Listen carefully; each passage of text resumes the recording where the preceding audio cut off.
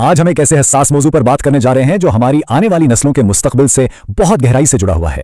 ہمیں یہ سمجھنے کی ضرورت ہے کہ وہ کون سی خاموش وبا ہے جو ہماری نوجوان نسل کی جڑوں کو آہستہ آہستہ کھوکھلا کر رہی ہے۔ اس ساری فکر اور تشویش کی بنیاد بس اس ایک جملے میں چھپی ہے۔ فحاشی اور عریانی ہماری نسل کو تباہ کر رہی ہیں۔ یہ صرف چند الفاظ نہیں ہیں، بلکہ یہ اس گہرے بحران کی عکاسی ہے جو ہمارے معاشرے کی بنیادوں کو ہلا رہا ہے۔ تو آئیے ذرا گہرائی میں جا کر یہ سمجھتے ہیں کہ یہ خطرہ اصل میں ہے کیا، اور یہ ہماری نئی نسل کی سوچ اور ان کے کردار پر کیسے اثر ڈال رہا ہے۔ دیکھیں، یہ جو غیر اخلاقی مواد ہے جو آج کل بس ایک کلک کی دوری پر ہے، یہ ایک میٹھے زہر کی طرح کام کرتا ہے۔ یہ نوجوانوں کی ذہنی، جذباتی اور روحانی صحت پر بہت گہرے منفی اثرات ڈالتا ہے، اور انہیں پتہ بھی نہیں چلتا کہ یہ ان کی سوچ کو اندر سے کیسے کھا رہا ہے۔ اور جب ہم ان منفی اثرات کی بات کرتے ہیں تو یہ صرف کوئی خیالی باتیں نہیں ہیں، ان کے بہت ٹھوس اخلاقی اور نفسیاتی نقصانات ہیں۔ آئیے ان پر ایک نظر ڈالتے ہیں۔ اس کا جو سب سے پہلا حملہ ہوتا ہے وہ اخلاقیات پر ہوتا ہے۔ حیا اور شرم کا احساس کمزور پڑنے لگتا ہے۔ لیکن بات یہیں ختم نہیں ہوتی۔ یہی چیز ذہن کی گہرائیوں میں اتر کر غیر حقیقی خواہشات اور توقعات پیدا کرتی ہیں جو آخرکار نوجوانوں کو ذہنی دباؤ اور ڈپریشن کی اندھیری وادیوں میں دھکیل دیتی ہیں۔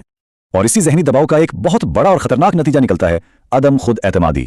جب نوجوان اپنی زندگیوں کو ان غیر حقیقی چمکتے دمکتے معیاروں سے پرکھتے ہیں تو ان کا اپنے ہی ذات پر یقین ڈگمگا جاتا ہے۔ اور یاد رکھیں، جب ایک فرد اندر سے ٹوٹتا ہے نا، تو اس کا اثر صرف اس کی ذات تک محدود نہیں رہتا۔ یہ دراڑیں بڑھتے بڑھتے پورے خاندان اور پھر معاشرے کے ڈھانچے تک پہنچ جاتی ہیں۔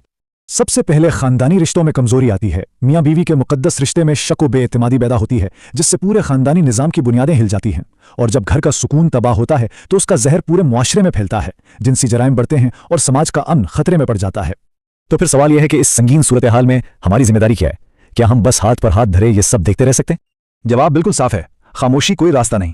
یہ ہم سب کی، آپ کی اور میری ایک مشترکہ ذمہ داری ہے کہ ہم آگے بڑھیں اور اس چیلنج کا سامنا کریں۔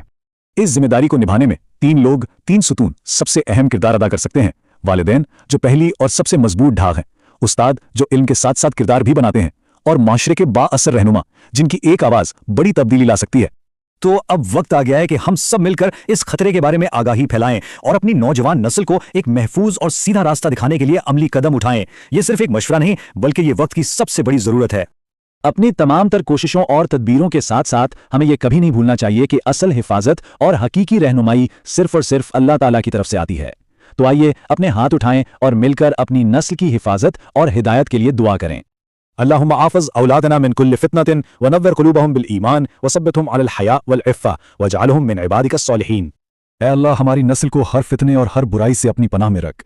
یا اللہ، ان کے دلوں کو ایمان کی روشنی سے منور فرما دے، انہیں حیا، پاک دامنی اور نیکی پر ثابت قدمی عطا فرما، اور انہیں اپنے صالح اور نیک بندوں میں شامل فرما لے۔ آمین یا رب العالمین۔